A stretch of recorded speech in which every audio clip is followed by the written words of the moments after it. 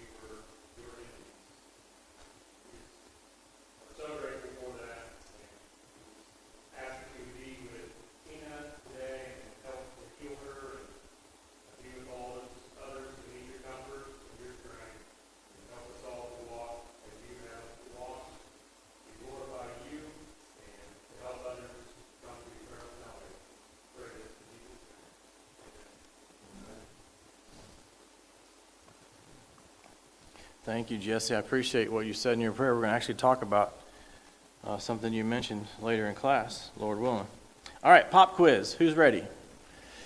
So, all right, we got one. Last time I taught, which was what, a month, maybe 6 weeks ago, we did some facts on Solomon. So I'm going to quiz you and see if we remember. Hopefully we have some note takers in here. All right, we read about the birth of Solomon in 2 Samuel 12 and 24. Who were his parents? David and Bathsheba, correct. What was the second name that he was given? This one was tricky then, too. Jedediah. Does anyone remember who gave him that name? Well, the Lord did, but through which prophet? That was the prophet Nathan. Solomon, does anyone remember what that name Solomon means? It means peaceable. Jedediah means beloved of God. How old was Solomon about when he became king?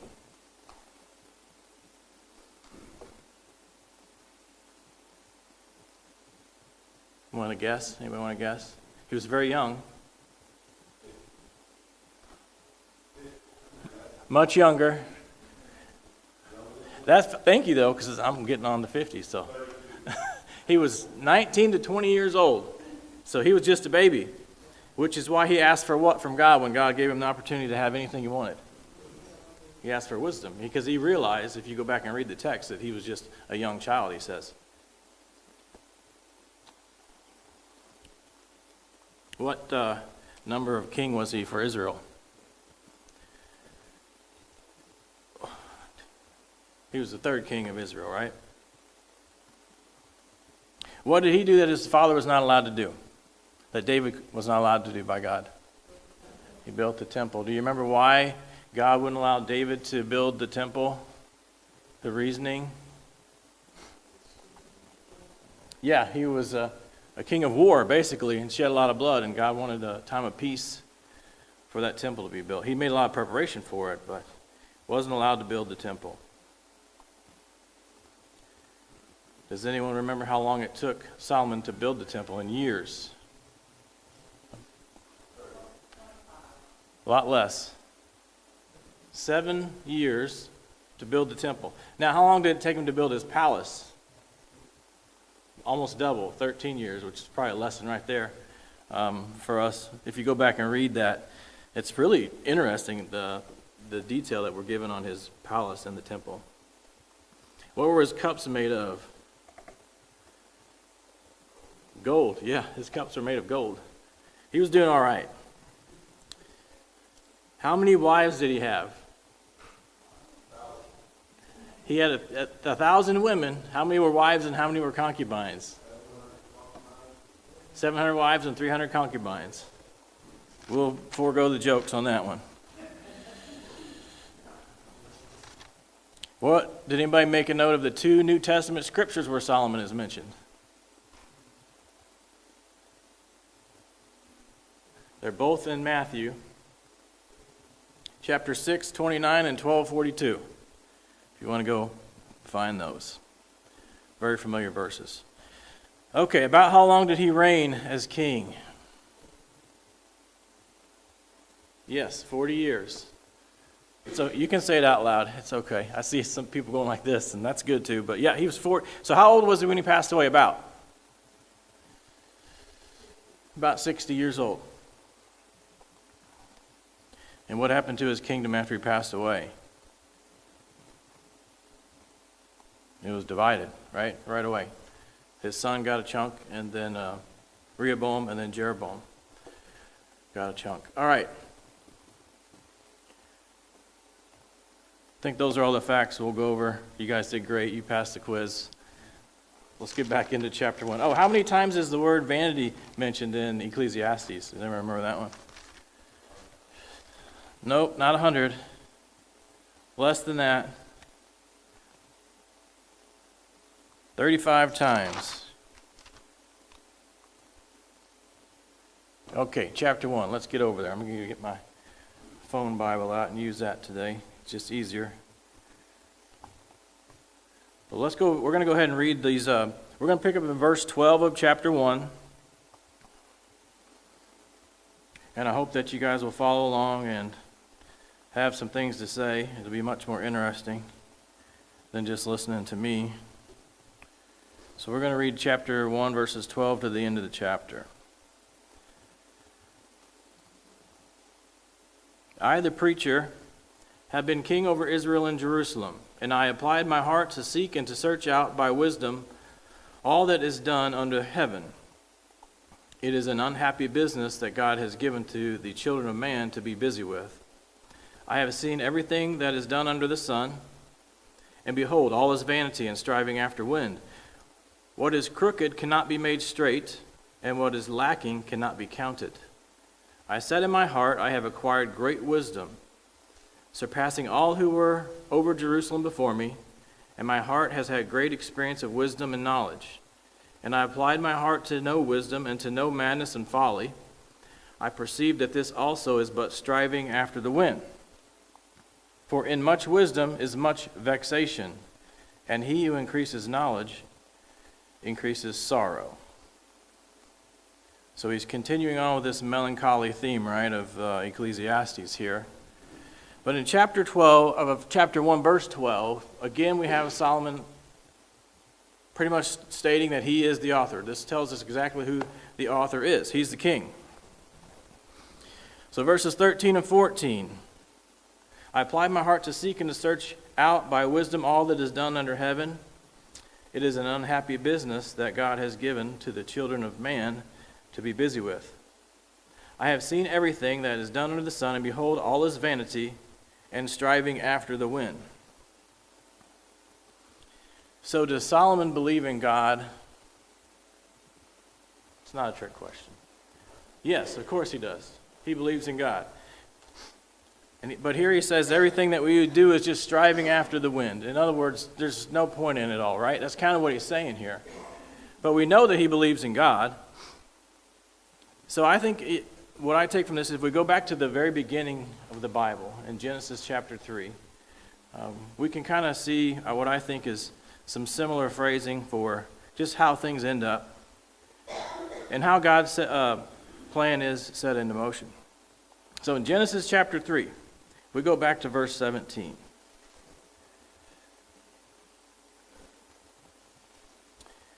This is God speaking to Adam. And he says, because you have listened to the voice of your wife and have eaten of the tree of which I commanded you, you shall not eat of it. Cursed is the ground because of you. In pain you shall eat of it all the days of your life. The thorns and thistles it shall bring forth for you, and you shall eat the plants of the field. By the sweat of your face you shall eat bread till you return to the ground, for out of it you are taken, for you are dust, and to dust you shall return. So it kind of goes along with what Solomon's saying here physically. Again, we've got to keep in mind when we're talking about some of these things, there's a separation between our physical life and then a life of spirituality, or a life with or without God. And where do we stand in the grand scheme of things with that? But we know Solomon believed in God, and we know later he references that the soul goes back to God who gave it, so he understands that there's a difference there. But physically here, I don't believe he's wrong, right? Verse 15. We're going back to Ecclesiastes now, chapter 1.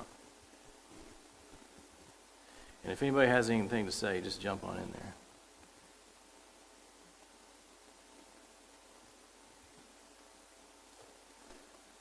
What is crooked cannot be made straight, and what is lacking cannot be counted. I'd like to get some of y'all's opinions on what he's saying here, what that might mean to us. How would we phrase it for our lives today?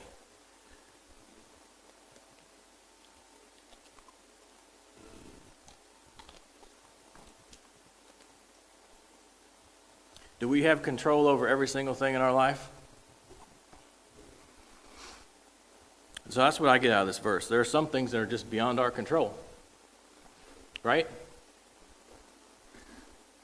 What are some things that are beyond our control in life that we deal with? You guys help me out here. Yeah? Yep. No control over those, right? Yeah, hurricanes coming. We're not going to stop it, right? What about what your children decide to do when they get out of the house? Don't you wish you could have some control? I'm sure the Lord's thinking the same thing about me. Boy. Anything else? Yeah.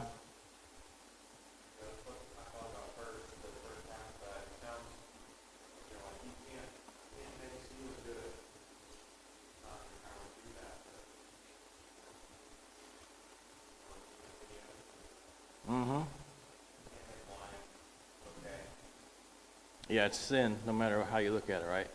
It's not okay. You're right. It's a good point. Can the government fix all of our problems for us? No. So do we put our faith in the government? Well, what about this one? What about money? Well, if we had enough money, would that fix all of our problems? No. But sometimes we put our faith in things like that. I definitely don't put mine in the government, but I probably have put in money before. If I just had enough money to do this, I could fix these problems I got going on, right? There's always going to be something else. So I think what Solomon's getting at here is there are some things that are just out of our control. If it's crooked, we can't make it straight. If it's lacking, we can't count it. Anybody have any thoughts on that before we move on?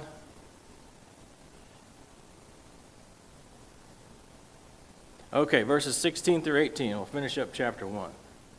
I really want to get through chapter 6, and I thought I was going to do it, but now I'm not so sure. Okay. 16 through 18. I said in my heart, I have acquired great wisdom, surpassing all who were over Jerusalem before me, and my heart has had great experience of wisdom and knowledge. And I applied my heart to know wisdom, and to know madness and folly. I perceived that this also is but striving after the wind. For in much wisdom is much vexation, and he who increases knowledge increases sorrow.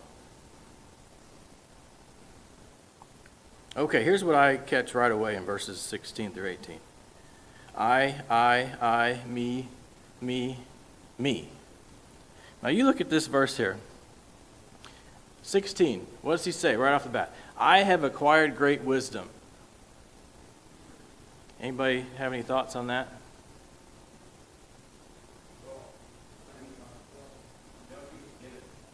He didn't acquire it, did he? That was given to him by God, but here he is at this point in his life saying how he's acquired this. I've done this. I've done that. So that's what jumps out to me right away. Someone else was saying something in the back. No? So he got that wisdom from God, did he not? In 1 Kings chapter 3, if you want to go read about that in verse 9. So here again, we know he believes in God, but at this stage of his life, it's like he's really lost sight of how he got that wisdom and that God had given it to him. And I wonder, does he really believe that he found that wisdom? Maybe he does. But certainly it was the gift of God to him. Okay?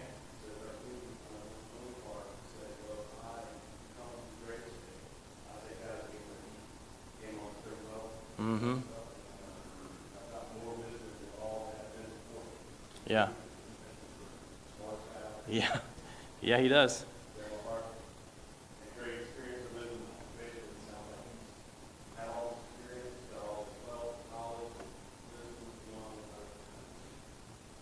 And you have to just wonder how much of that is influenced by those women that he married that he was told not to, that, did pull him away from the Lord.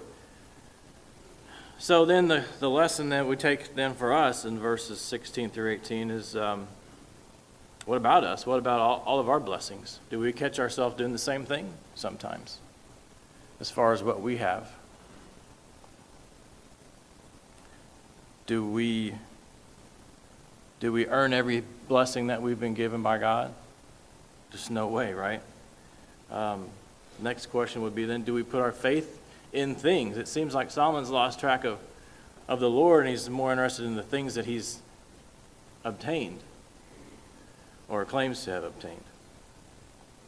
Okay, 1 John. James, you have your Bible. Can you turn over to 1 John chapter 2 and read verses 15 through 17 for us? Thinking about what do we put our faith in? Yeah, 15 through 17. Do not love the world or the things in the world. If anyone loves the world, the love of the Father is not in him. For all that is in the world, the desires of the flesh, the desires of the eyes, and the pride of life, is not from the Father, but is from the world. And the world is passing away along with its desires, but whoever does the will of God abides forever. Okay, so that's our pattern that we need to follow. Not putting our faith in things of the world. Now, I have Colossians chapter 3, and I was going to read all 17 verses, but I'm not even in chapter 6 yet. So make a note as far as what our goal as a Christian should be in life. Put down there Colossians chapter 3, verses 1 through 17, and go home and take a read through that today or sometime this week. I think it's important for us to reflect on verses like that at times and make sure our focus is in the right place. But I would like you to do that. Colossians 3, 1 through 17. I used to run a business, and on my desk I had, I had those daily calendars with those sayings on it, and I had one that I thought was really cool, super simple, but that's what's best for me is simple. And I kept it. And it said the main thing is to keep the main thing the main thing. And I thought, it's profound, at least for me. And isn't that the same in the Christian life? To keep the main thing? And that's not always easy to do. Salvation should be our ultimate goal. Solomon had put his trust in things that he thought he had acquired. And it shows. All right, that's chapter 1. Anybody have any questions or comments on 1 before we move to 6?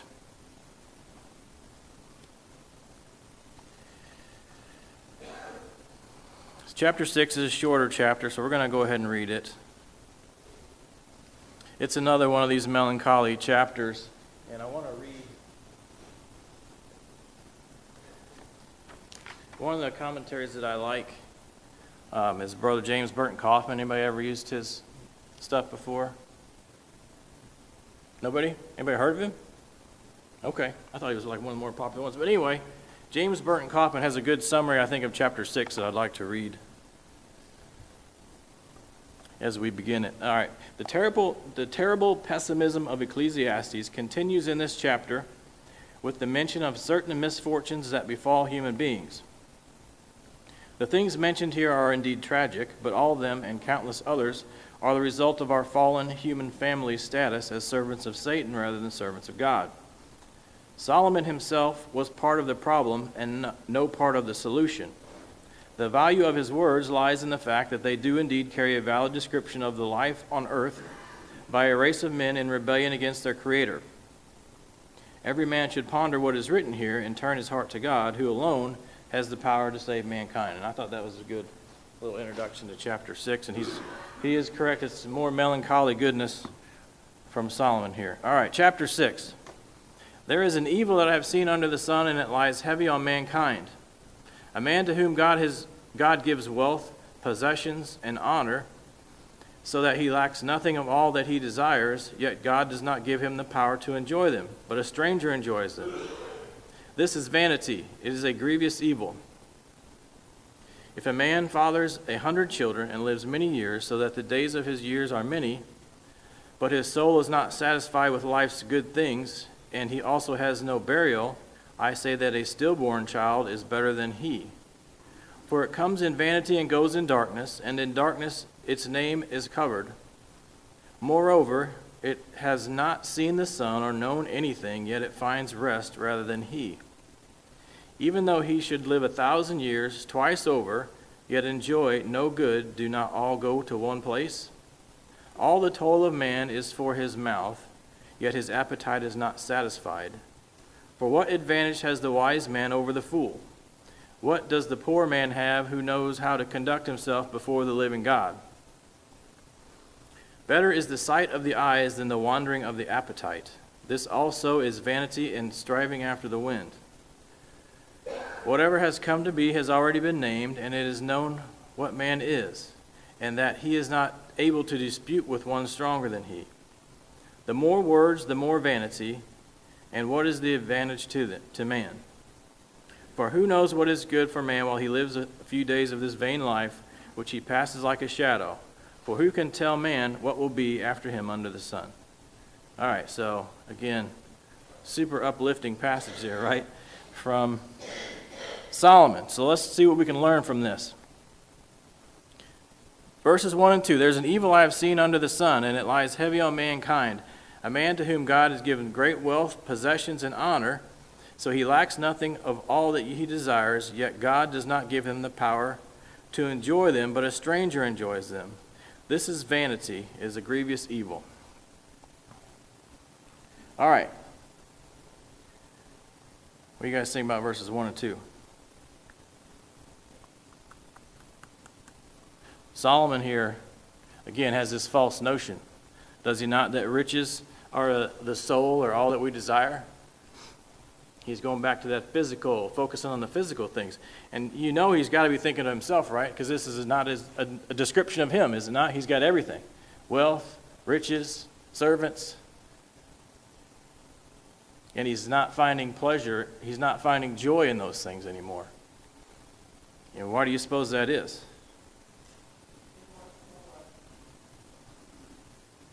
He wants more. He's not satisfied. His soul is not satisfied. So let's compare that to what Christ teaches in Luke. So jump over to Luke chapter 12.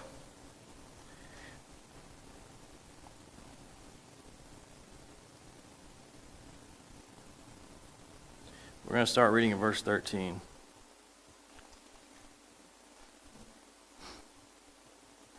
This is where Christ gives the parable of the rich fool.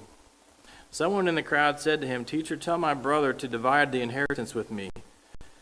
But he said to him, "Man, who made me a judge or arbitrator over you?" And he said to them, "Take care and be on your guard against all covetousness, for one's life does not consist in the abundance of his possessions." And he told them a parable, saying, "The land of a rich man produced plentifully. And he thought to himself, 'What shall I do? For I have nowhere to store my crops.' And he said, 'I will do this. I will tear down my barns and build larger ones, and there I will store all of my grains and my goods. And I will say to my soul, Soul, you have ample goods laid up for many years. Relax, eat, drink, be merry.' But God said to him, 'Fool, this night your soul is required of you, and the things you have prepared, whose will they be? So is the one who lays up treasure for himself and is not rich towards God.'" Does that sound like what we just read back in Ecclesiastes, exactly what was going on?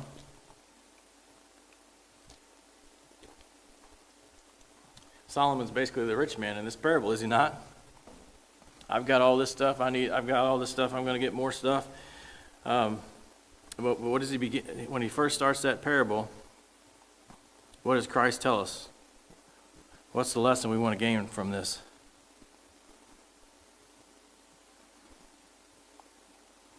One's life does not consist in the abundance of his possessions. Solomon lost track of that, did he not? Have you ever known anyone who's done that before? Who was very spiritually minded and then got sucked away with worrying about things in the world and stuff and a career, and God took the back seat?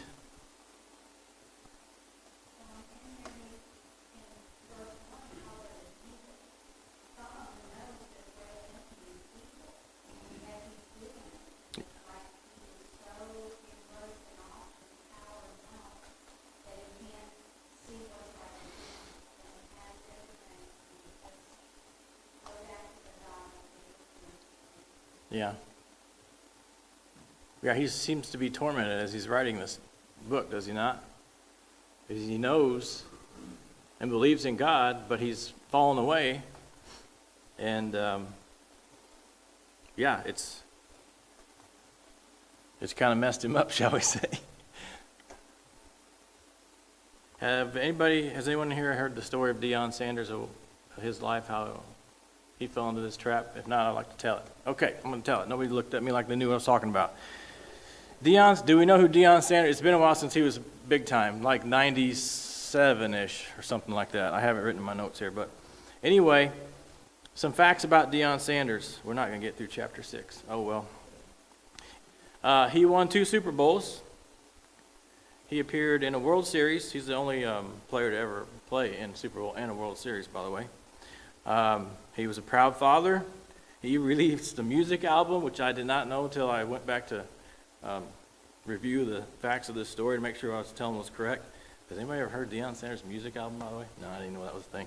I'm going to have to look it up.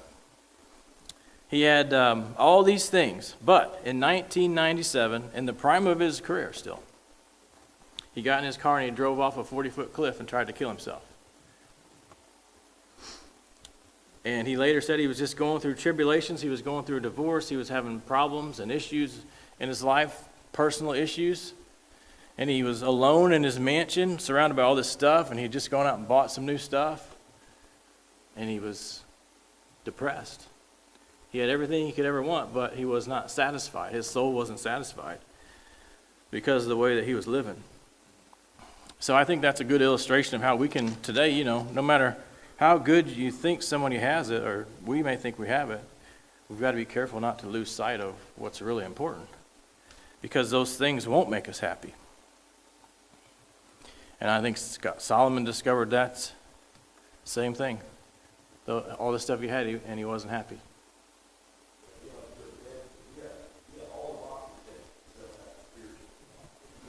Yeah.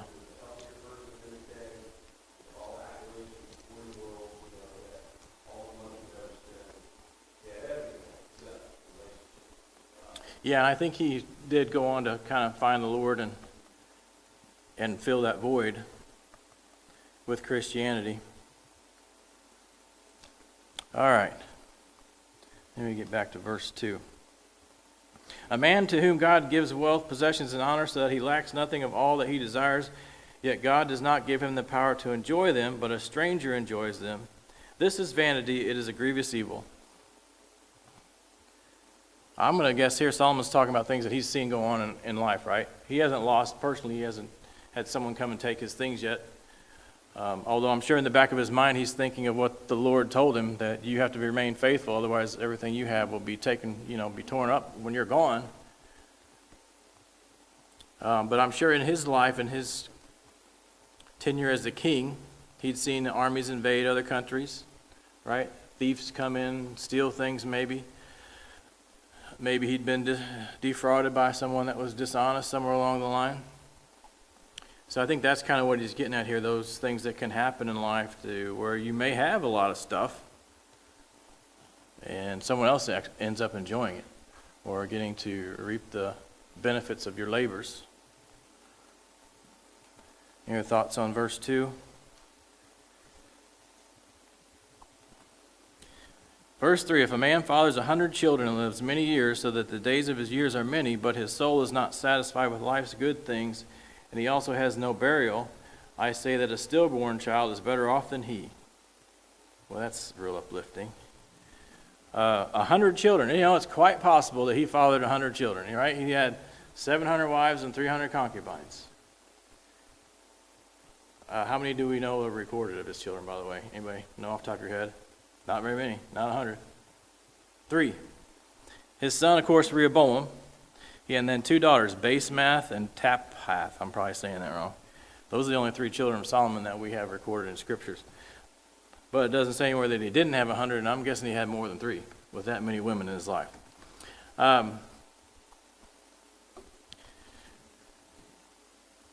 Fathers 100 children, lives many years, so the days of his years are many, but his soul is not satisfied with life's good things. So here we go again.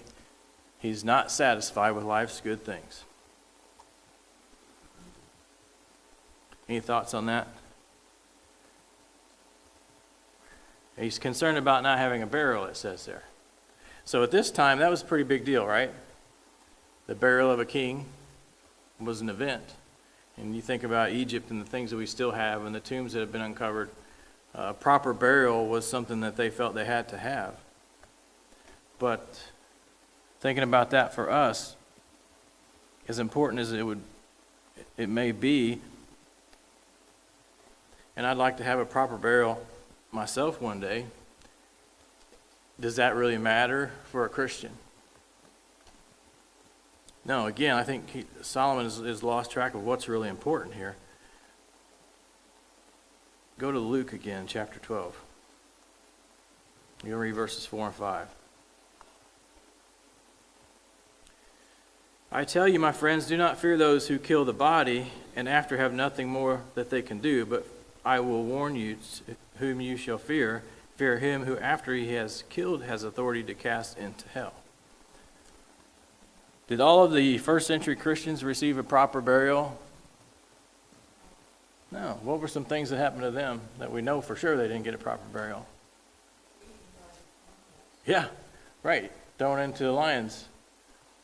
I guarantee they didn't get a proper burial, but that's not what's really important for us, is it? All right, let's jump down to verse 6. Except I need to go back to Ecclesiastes. I was in Luke and wait a minute.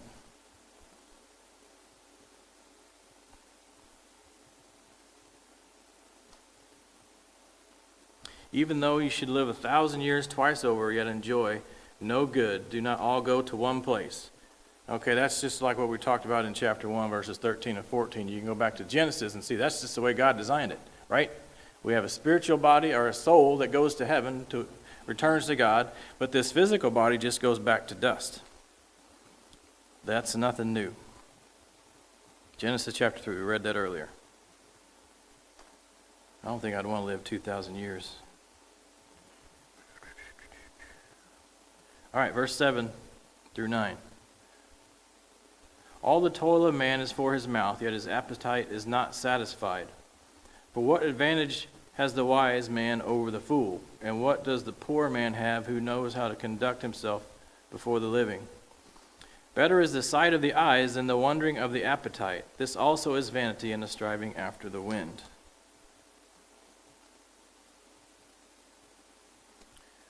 Again, it's true that life apart from God at the end is vanity, right? If we've lost sight of that heavenly home, then he's right. It's just vanity. It's just wasted time. In the end, it's just futile. We work, we eat, right? What is it? Eat, sleep, work, repeat. That's just the way that our society operates. We raise our families.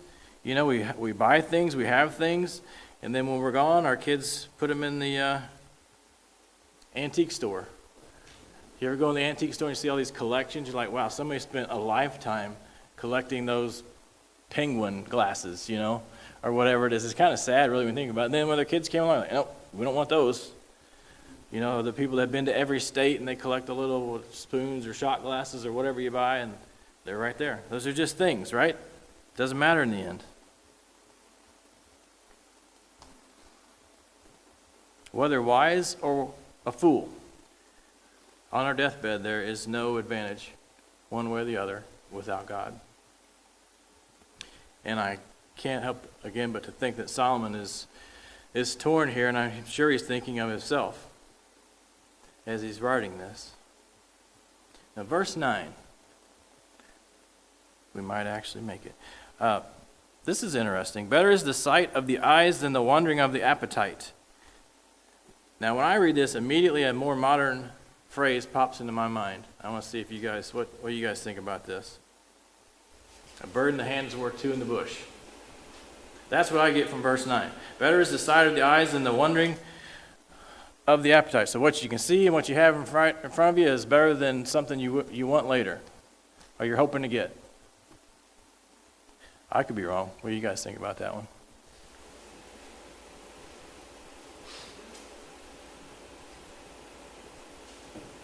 Silence gives consent. Okay, moving on.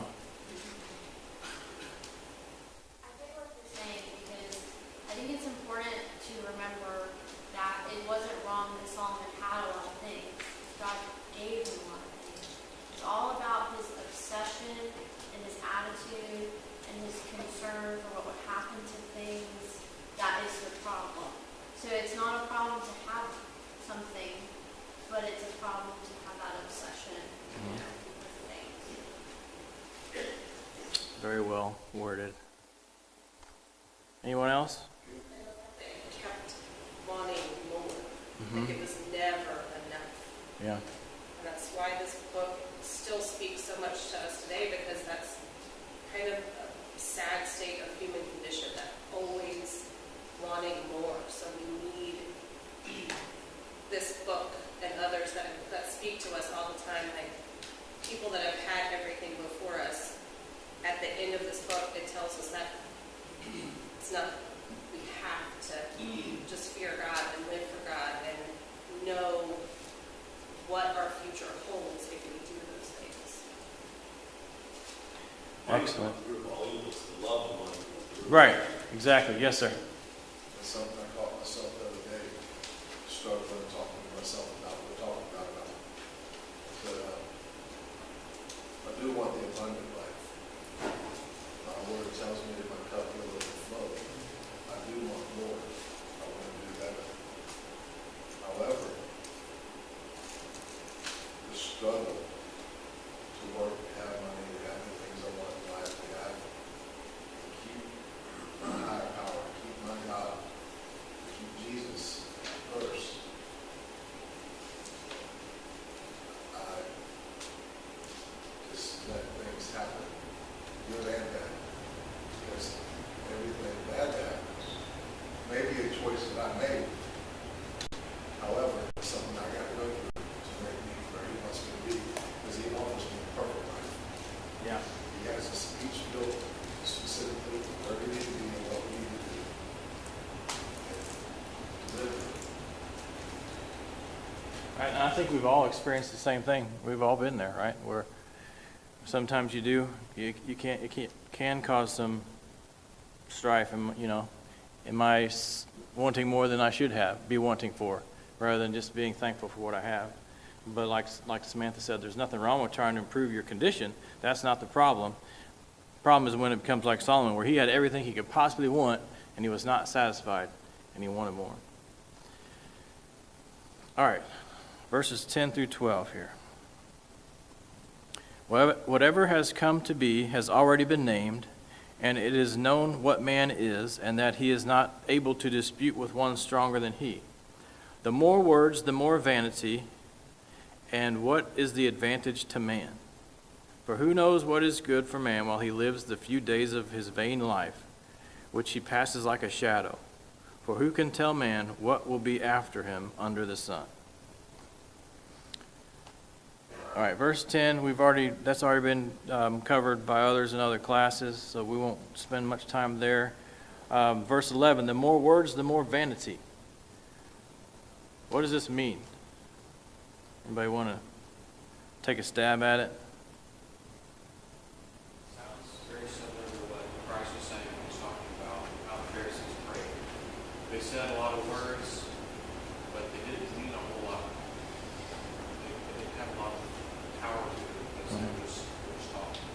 just talking to be talking. Yeah. That's true in your prayer life, or it could be in just your daily conversation.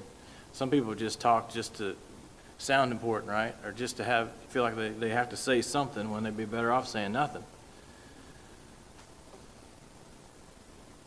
The more words you speak, the less the meaning, maybe is another way to phrase it. Let me give you some scriptures to write down as in regards to the wisdom in being silent. Proverbs 10:19, Matthew chapter 12 and verse 36, Ecclesiastes chapter 3 and verse 7, and Proverbs chapter 17 verses 27 and 28. And sometimes I need to be reminded of those verses as well, that sometimes it's better to just keep your mouth shut and listen. You don't always have to have something to say. Okay, and then verse 12 as we close it up here. Who knows what is good for man while he lives the few days of his vain life, which he passes like a shadow? For who can tell man what will be after him under the sun? So similar to what we talked about earlier. And again, this is only true if we're only concerned with the physical things in life. He's not wrong about that. So what's the point for us? Life is short, right? Shorter for some than for others. So what's important? How we live our life. What's our goal? So I want to close up the class with asking the question, what is our goal in life for each of us individually? He does mention here that life is like a shadow. Does that sound familiar to another verse in the New Testament? James chapter 4, 13 through 15. Right? Life is but a mist or a vapor. Psalms chapter 39, by the way, verses 4 through 13 are another good one to go and look at some of those people who've written about how short life is and what's really the most important thing. David wrote Psalm 39 and again comes to the conclusion that what's important is how we live that life, those few years that we have. So, where do we stand in our relationship with God? That's what I want to take now as we close up chapter 6. Where do you stand in your relationship with God? What is your goal? Hopefully your goal is, number one, to get to heaven and to take as many people with you as you can.